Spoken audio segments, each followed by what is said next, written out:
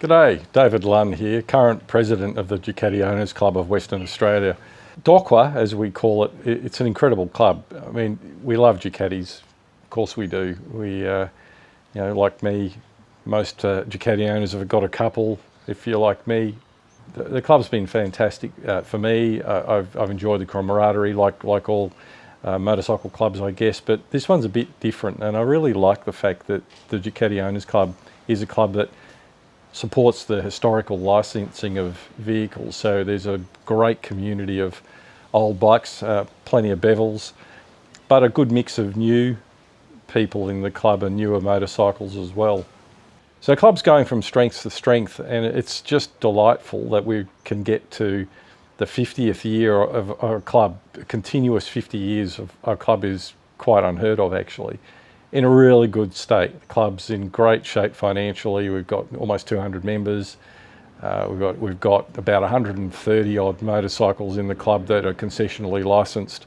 So about a third of the club has old bikes, like this one here. A good mix of events, and we're really looking forward to a series of fun stuff through the course of 2026. We're also really chuffed that our sister organisations on the other side of the country reached out to us to potentially participate in the National Ducati Rally. We really appreciated it and are delighted that a couple of our club members, Vice President, ex-presidents and other folks can make the journey and share some stories about this club and its incredible history. Hi everybody, I'm Chrispie Pearce, Chrispie. I'm the life member of the Ducati Owners Club of WA and a former president. Today we have a special guest, and it's my honour to present Mr. Tom Constant, Toad, who is the actual original founder of the club and the first president 50 years ago. G'day Toad, how are you? I am good, and a pleasure to be here, and still a member of the Ducati Owners Club of WA. There you go. Can you tell us about the early days with you riding around the Ducati friends before we formed the club? Yes, for a few years. And what happened was they were all on British bikes and Jap bikes. Yeah. They all rode. I just freely gave them all rides on my Ducati, and they were converted immediately. They were just converted. And they all went in and bought Ducatis, and there was a few second-hand ones then coming into it. But so I had quite a few mates, probably about 8, 9 mates with Ducatis. Yeah. And people still looking for them. And we were already going on runs to Mammoth Caves in '73, Magumba, and to all the races, which is Geraldton, Albany, Bunbury races. Yeah. They were all on, and we made all our runs were camping trips. Never once stayed in a hotel. They used to be big party weekends, didn't Party they? weekends. We even hooked up with the Bunbury boys, who are make-believe bikies, but they were great guys, and we did a lot of runs with the Bunbury boys, and Wellington Dam, Quindanning, all those places. We took over the places, but they were all happy to have us. So. Well, tell me about when you invited the Adelaide Club over, who theoretically say they're the oldest club in Australia. Yes, but they're saying that. I don't believe a word of it at all. And I wanted to form a club for about 6 months before I did, but I was living at Mum and Dad's and I wanted my own house. So, and all the guys I was riding with wanted to be part of that club, but they didn't want anything to do with it, so they just wanted to be a member, that was all. And so as soon as I bought a house in Lollamara in June '76, instant meeting on the front lawn, and of 7 other mates with Ducatis, so there's 8 who knew each other. And then I had an ad the weekend before in the Sunday Times Reader's Mart for the club, and 2 newbies come along, John DeCandelo and his wife Jana, no girlfriend at the time, who we couldn't stop looking at. But anyway, and Jim Skates, who became our scribe, and he hand wrote the newsletter for for about a year. So it didn't start off with a huge amount of committee members. There wasn't enough members, really. So I was president, Jim Skates was the scribe and secretary and treasurer. Ah, okay, yeah. And John immediately into the bike parts mode, which within a couple of months we actually discovered Brooke Henry of V2 fame. And about later that year, in October, it was actually the South Australian Club invited themselves to come over. They wanted to come over and see how we performed and all that sort of thing. Well, they got a bit of a shock, actually. So were they a club or just friends? They were a club then, but only just. Only just after us. After us, for sure. There you go. As far as I know. But anyway, Yeah. and there was none over east, none others over east. There was no Sydney one or New South Wales or Victoria one at that stage. So, yeah, it was just general knowledge that we were the first. Yeah, well, that's a bit of a history there, isn't it? So I remember some of the early runs. I was only 19 or 20 when I came along in '78. Tell us about some of the runs we did, like Magumba a bit more. Magumba, yeah. Well, a lot of other people rode with the Ducati club because they were all my friends anyway, and it didn't matter whether you're on a Ducati or not. We just had big runs, big runs. So the guys from Morawa, the Morawa Mulligan Maulers, they came down. They were all my mates. Yeah. And through Bobo, who was one of the original 10 as well. Yeah. So he was from Morawa.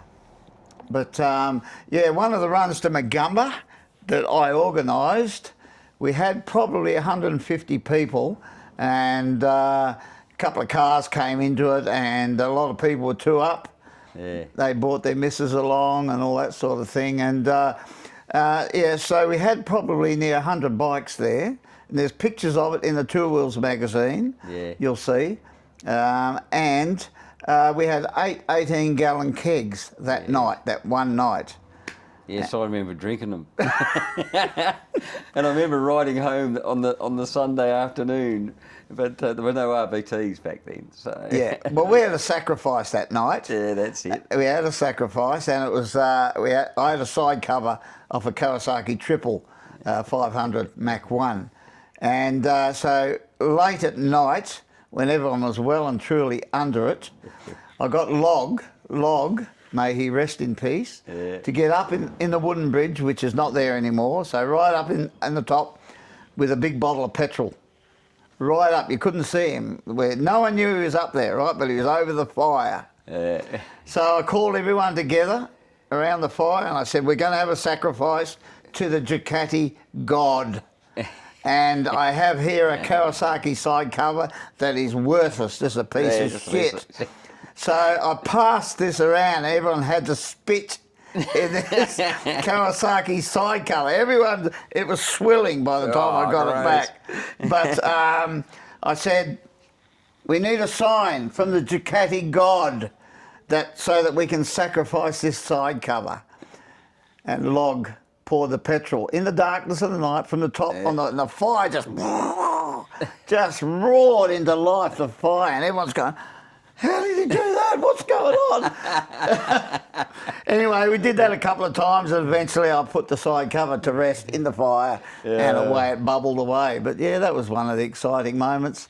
We also used to jump on the rower line up there and lay next to it, right next to this steel rail as the goods train was coming. So we were right. I think you did that, didn't you? Yeah, we all did. We actually all did, but Jess, the dog that was always with us, ran up there with us. We could hear the train coming, and where's the dog? Where's the dog? It's all dark. It's in the middle of the night. There she is, just standing in the middle of the track. So I dived over the track and grabbed her, did a roll, whatever you call them, and took her with me, and the train went past a second later. So, yeah, another one of those exciting nights. Yeah, I remember there's a couple of other runs we did, Allendale Gorge. Yeah, Allendale Gorge. Wave Rock. Yep. And I remember we went to Wave Rock, and the locals got pissed off with us because we won 5 out of the 8 raffles, 5 cartons of beer. So we weren't welcome back. So Allendale Gorge, what a magic place. Not so good anymore, but it's all fenced off, and Yeah, well, you got to pay to camp. But we always camped there. And I remember the BMW club was with us, quite a few of them. We were going to the Geraldton races. Yeah. Back to Allendale Gorge to party on that night and swim in the middle of the night. Yeah. And I got some petrol, and I don't know who got it. Whether it was Bernie Blackman or Bobo or someone. Anyway, I got a big tin of petrol, and I said, just walk around the BMW group, who are all sitting on the ground, tightly knit in this area like this here, about 15 of them all there, and just being general poofters. And he poured petrol right around them without them sort of knowing, right around them, and then he joined it to the fire. And so it went right around them. They were surrounded by fire. So just another one of those things. But You might have gathered we were into petrol and explosives oh, back then. yeah, that was really just the start of it, yeah. So way back then we went to the Black Duck Rally. I think it was 77, the first one around there. And the Ducati Club has always had a good attendance there. Yep. And then one year I remember you rolled up with a new sidecar. Yep. And we heard this thing go, "Roar!" Yeah. And the thing's going, blah, blah, blah, blah. And I said, what the hell's in that? And you went, P76 V8. That's it, yep. I still have it. Yeah, in your big shed. Yeah, we've tried to start it. It's been sitting for 25 years. We've tried to start it, but there's a no-go at the moment, but we might get it going. Yeah. Well, Toad, by the way, has a small collection of 500 odd bikes in his museum in various states and conditions. I think you've been on the Desert Collectors or Desert something? Collectors twice. There's two films on it. And I hit the 600 bikes all up.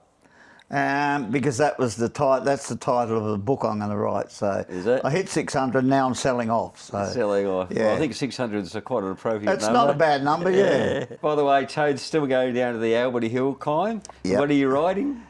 Oh, anything you like. Whatever the plate goes on. We've got a little Marini, isn't it? Little Marini, Tri-King three-wheeler with a Guzzi engine on it.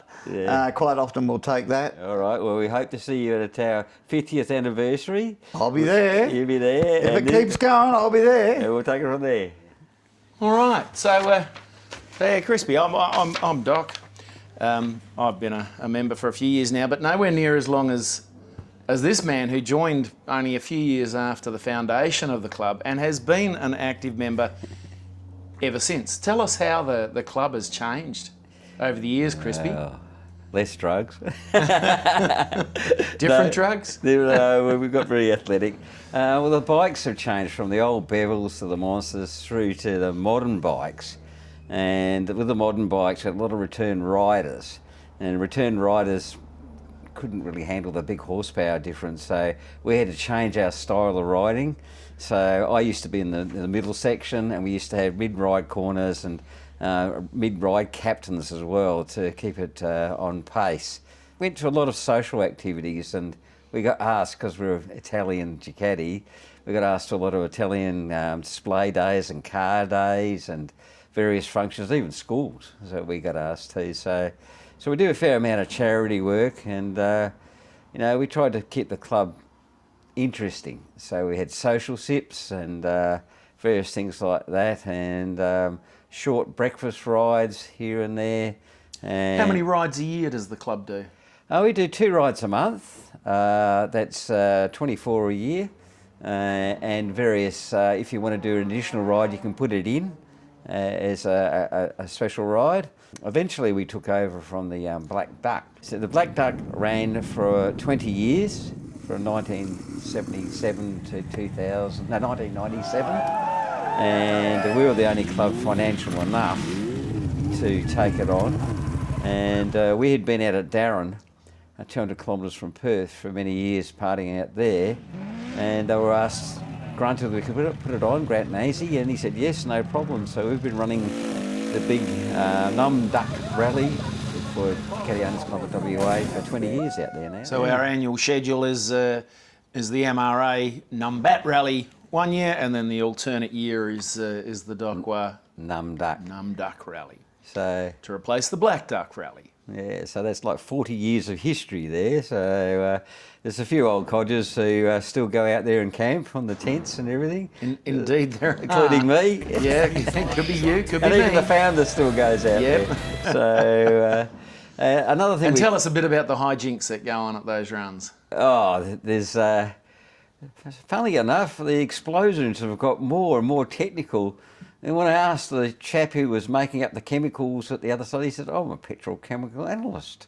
I said, "Are you now?" He said, "Yes, I've got plenty of chemicals, but we do it safely in a big arena pit."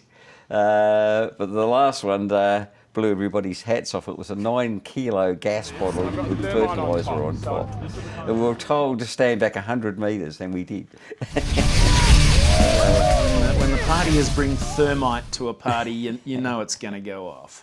And this man over here has had some good fireworks and some good editing to bring into what goes on, so we'll be looking forward to that. And so we spent a lot of time turning up and doing bike show and shine stuff. Yeah. Tell us how we took that a step further. So, but one of the biggest things we've done is we've formed the Italian O-Vest. Now, WA is only a small state, but our O-Vest show has well over 200 bikes, and these are very rare bikes, and all the old Ducati people bring out these little singles and things. It's not always Ducati, it could be Aprilias, MVs, Marina, whatever you like. I think it's October this year we're putting it on. Our 50th celebration event. The 50th celebration event, and we'll still maintain the Moto Italian O-Vest and the car shows and the rallies. So here's to the next 50 years, hey? Next 50 years, I'll be here. 1, 2, 3, go!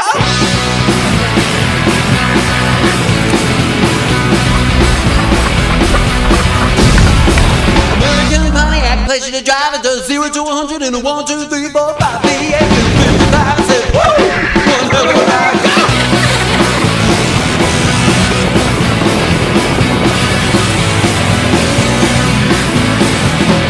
Chevy with a hard top lead, got a 2-tone finish and a blue flame 6, got a 3-speed track with a power glide. Said, whoa, one hell of a ride, go! It's one hell of a ride.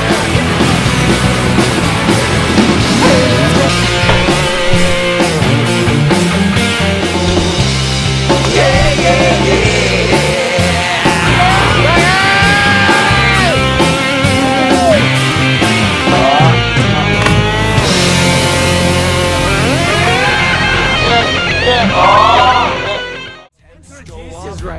Beers go down, and Crispie's already dropped it in 5. And someone swears those mushrooms made the trees high five. See you at Grunters where the dumb things shine, where the fire's all big and the bikes misaligned. It got in my head.